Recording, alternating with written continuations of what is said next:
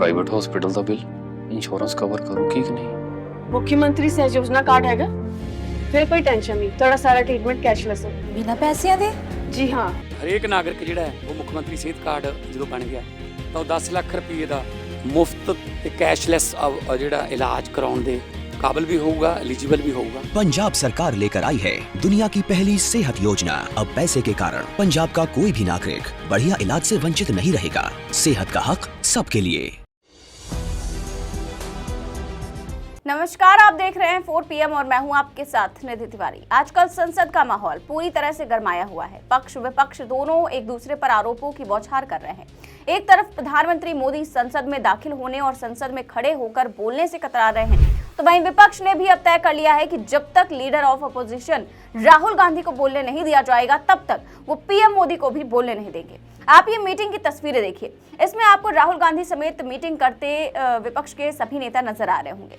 आज संसद के एक बंद कमरे में हुई इस मीटिंग में ये फैसला लिया गया कि जैसे कल लोकसभा में पीएम मोदी को बोलने नहीं दिया गया, वैसे ही अब राज्यसभा में भी उनको बोलने नहीं देंगे जब तक राहुल गांधी का भाषण नहीं हो जाता। वहीं इस बीच राज्यसभा में कांग्रेस अध्यक्ष मल्लिकार्जुन खड़गे और सदन के नेता जेपी नड्डा के बीच भी अबोध बालक को लेकर तीखी बहस छिड़ गई। तो कैसे आज संसद के दोनों सदनों में जोरदार हंगामा हुआ और कैसे पीएम मोदी को लेकर दोनों पक्षों के बीच छिड़ गई है जंग, बताएंगे आपको अपने इस रिपोर्ट में। तो लोकसभा में आज लगातार चौथे दिन भी हंगामा देखने को मिला। मुश्किल से आज 1 मिनट भी सदन नहीं चल सका, जिसके बाद कार्रवाई स्थगित कर दी गई। आज सुबह 11 बजे लोकसभा स्पीकर ओम बिरला आए और सदन की कार्रवाई शुरू की। अगले 60 सेकंड तक उन्होंने विपक्ष को भाषण दिया और फिर 11:01 में सदन स्थगित कर दिया।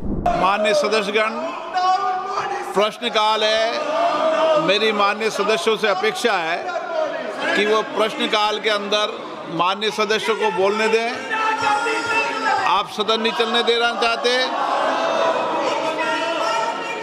सदन के अंदर मर्यादित आचरण व्यवहार करना सभागृह में सभी माननीय सदस्यों की जिम्मेदारी है।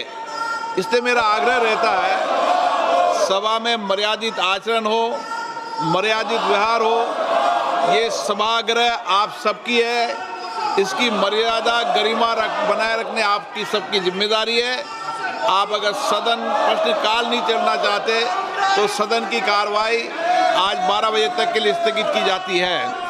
इसके साथ ही अब ये तय हो गया है कि लोकसभा में पीएम मोदी का भाषण नहीं होगा, यानी कि अब पीएम मोदी के भाषण के बिना ही राष्ट्रपति के अभिभाषण पर धन्यवाद प्रस्ताव को मंजूर कर लिया गया। 2004 के बाद ऐसा पहली बार हुआ है। 2004 में तत्कालीन पीएम मनमोहन सिंह भी अपना भाषण नहीं दे सके थे और अब एक बार फिर से ऐसा हुआ जब पीएम मोदी भी लोकसभा में अपना भाषण नहीं दे पाए। आपको बता दें कि इस बार कुल 3 सांसद ही राष्ट्रपति के अभिभाषण पर हुई चर्चा में अपनी स्पीच पूरी कर सके। इसके बाद वही हुआ जो हर बार होता है। संसद की परंपराओं को तार तार करते हुए लोकसभा स्पीकर ओम बिरला ने धन्यवाद प्रस्ताव को मतदान के लिए रखा और उसे ध्वनि मत से पारित कर दिया गया। मतलब इस पर किसी तरह की कोई चर्चा नहीं हो पाई और वोटिंग के बाद पास भी हो गया। वहीं राज्यसभा की बात करें तो वहां पर भी इसी तरह का खींचतान देखने को मिला। आज जिस तरह से सत्ता पक्ष के सांसद सदन में बोल रहे थे, उससे साफ पता चल रहा था कि लोकसभा में पीएम का अभिभाषण ना होने से वो कितना खिसियाए हुए हैं। राज्यसभा की कार्रवाई शुरू होते ही जेपी नड्डा ने सदन की कार्रवाई में बाधा न डालने की अपील करते हुए राहुल गांधी पर ऐसी टिप्पणी की कि कांग्रेस पार्टी पूरी तरह से भड़क उठी। उन्होंने राहुल गांधी पर निशाना साधते हुए क्या कुछ कहा, पहले बयान सुनिए। अपनी पार्टी को अबोध बालक का बंधक मत बनाइए, बंधक मत बनाइए। आप don't make hostage of the party.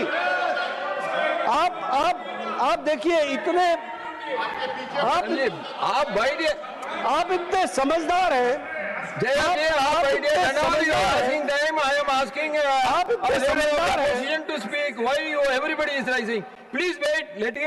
आप इतने समझदार हैं, आप इतने होशियार हैं और आप इतने तजुर्बेकार हैं कि आपको, ठीक कहा किरण रिजिजू जी ने, कि आपको पार्टी के अंदर भी इस बात को समझाना चाहिए कि डेमोक्रेटिक तरीके से, डेमोक्रेसी में ही हमको काम करना है।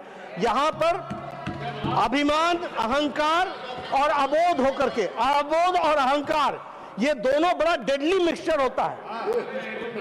तो इससे बच करके रहें और पार्टी को बंधक न बनने दे, इतना मेरा निवेदन है। आप पार्टी को स्वतंत्र रूप से चलाइए और अबोध बालक का बंधक न होने दीजिए। आज सत्ता की आंखों में आंखें डालकर पत्रकारिता करना बेहद मुश्किल हो गया है। हम पर मुकदमों से लेकर चैनल को बंद करने का दबाव बनाया जा रहा है। मुश्किल दौर है, लेकिन हम हार नहीं मानेंगे। इसीलिए 4 PM को ज्यादा से ज्यादा ज्वाइन करें और स्वतंत्र पत्रकारिता को जिंदा रखने के लिए जितना हो सके हमारा आर्थिक सहयोग करें। उम्मीद है कि आपके सपोर्ट से ये जंग भी हम जीत जाएंगे। अब देखिए, यहाँ जेपी नड्डा की बात से साफ पता चलता है कि राहुल गांधी को अबोध बालक बताने की कोशिश कर रहे थे। हाँ, वही अबोध बालक जिसके डर से नड्डा जी के साहिब सदन में कदम रखने से डर रहे हैं और कल से लापता है। अब जैसे ही सदन में नड्डा ने राहुल गांधी को लेकर ऐसी टिप्पणी की तो पूरी कांग्रेस भड़क उठी। जेपी नड्डा के बयान का जवाब देने के लिए मल्लिकार्जुन खड़गे तुरंत खड़े हुए और उन्हें पूरी तरह उतार दिया। जो मैं उनको ये कहना चाहता हूँ, बार बार मत टोको कि तुम्हारी पार्टी ये है वो है। अरे आपकी पार्टी तो ऐसी है किसको बोलने का ही नहीं। आपको तो मोदी जी ने बंधक कर दिया है और हम मुझे बोल रहे हैं। आप कोई उनके राय के बिना बात नहीं कर सकते। आप कोई जो बोलना है बंधक means bounded labour, sir bounded labour वो उधर बने तो ये लोग तो कभी No. This bonded labor will not go on record. This is not correct. You cannot call. You cannot call the honorable members as bonded labor. No. That I will not agree. I will not. Please, Sir, I will not agree. There is an act. So Bonded Labor Act. Yeah, that so is there. In BJP. That is there. But you cannot call the honorable members as bonded laborers. That is not correct. Not, sir. I am not calling. Please. Okay. Okay. अब देखिए कैसे पूरा narrative shift किया जाता है। ये BJP से बेहतर कोई नहीं जानता। जेपी नड्डा ने जैसे ही राहुल गांधी पर टिप्पणी की, वैसे ही पूरी गोदी मीडिया इसी को लेकर नैरेटिव गढ़ने लगी। एक बार फिर राहुल गांधी की इमेज को धूमिल करने की कोशिश की गई। वहीं जब जेपी नड्डा की टिप्पणी को लेकर प्रियंका गांधी से उनकी प्रतिक्रिया मांगी गई तो उन्होंने क्या कहा, सुनिए। ये खुद ही इस तरह की बात कर रहे हैं। मतलब कैसी बातें हैं ये कोई तरीका है किसी के बारे में बात करने का? उनको बोलने देना चाहिए। क्या बात है, किस चीज से डर रहे हैं?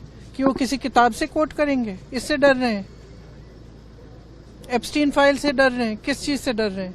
कि हम उनको कटघरे पे खड़े कर देंगे क्योंकि उन्होंने ये ट्रेड डील की है जिसमें सारे किसानों की जिंदगी बर्बाद होने जा रही है। तो एक तरफ जहां अबोध बालक को लेकर पक्ष विपक्ष के बीच जंग छिड़ी रही, तो वहीं राज्यसभा में आज जब हंगामे के बीच मल्लिकार्जुन खड़गे ने पूर्व सेना अध्यक्ष नरवणे की किताब के अंश दिखाकर उसे पढ़ने की कोशिश की तो उनको भी राहुल की तरह ही रोक दिया गया, जिसके बाद विपक्षी सदस्य राज्यसभा से वॉकआउट कर गए। मेरा एक ही निवेदन आपसे है कि ये बार बार नेहरू जी को गालियां देना, इंदिरा जी को गालियां देना, अपोजिशन लीडर के लिए आपने जो शब्द उपयोग करे वो खंडनीय है। और वो ये चाहते हैं कि भाई ये नरवणे की किताब है, इसमें क्या है मुझे मालूम नहीं, मैं पढ़ के बताता हूँ। No. Don't take this again. No. I'm not going to allow. This is not authenticated. This is not authenticated. This is not approved by the defense ministry. America को बेचने वाले, देश को दिल्ली प्रोटेस्ट करते हैं। Now, mic should be given to the honorable leader of the House. तो एक तरफ सरकार विपक्ष की आवाज दबाने के आरोपों में घिरी हुई है, तो वहीं दूसरी तरफ विपक्ष ने भी आर पार की लड़ाई का ऐलान कर दिया है। अबोध बालक जैसी टिप्पणियां और वॉकआउट सिर्फ ये दिखाता है कि सियासत अब संवाद नहीं टकराव के रास्ते पर है। एक तरफ जहां विपक्ष इस बात से नाराज है कि उसके नेता को बोलने की इजाजत नहीं दी गई, तो वहीं सत्ता के लोग इस बात से खींच खा रहे हैं कि पीएम का लोकसभा में भाषण टल गया। वहीं अब विपक्ष की रणनीति है कि जैसे उन्होंने लोकसभा में पीएम मोदी की स्पीच होने नहीं दी, वैसे ही राज्यसभा में पीएम मोदी को बोलने नहीं देना है। अब ऐसे में सस्पेंस बना हुआ है कि क्या पीएम मोदी राज्यसभा में अपना अभिभाषण देने के लिए सदन में दाखिल होंगे या फिर नहीं होंगे। आपको क्या लगता है? हमें अपनी राय कमेंट बॉक्स में जरूर बताएं। चैनल को सब्सक्राइब भी करें और ज्वाइन भी करें। नमस्कार।